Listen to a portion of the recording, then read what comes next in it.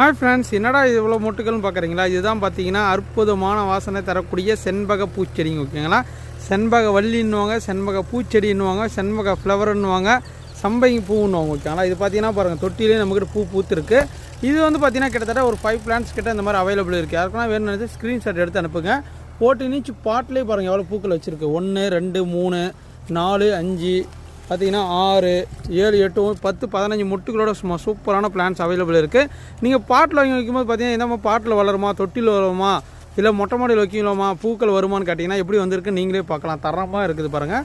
நாங்கள் எந்த ஃபெர்டிலைசர் கொடுக்குறதில்ல, டிஏபி உரம் கொடுக்குறோங்க. ஸ்டெம்முலேருந்து எல்லாமே பாங்க எந்த அளவுக்கு இருக்குது. ஒன்று மட்டும் இல்லைங்க, இங்கேயும் பார்த்தீங்கன்னா எல்லாமே மொட்டுகள் வந்துருக்கு. இங்கே பாருங்கள் இந்த செடியில். அடுத்து பார்த்தீங்கன்னா இந்த செடியில் பாருங்கள் பூக்கள் வச்சுருக்கு. நல்லா டார்க் ஆரஞ்சு கலர். மொட்டோட சைஸ் பாருங்கள் எந்த அளவுக்கு நல்லா பெருசாக இருக்கணும். ஓகேங்களா? இது ஈஸியாக மெயின்டெனன்ஸ் ஆகும். லோவான மெயின்டெனன்ஸு. வெயிலும் நிழலும் படுற மாதிரி இடத்துல வச்சா போதும். ஆட்டரு மாட்டாரு தொழுவரம் கொடுத்தா போதும். 6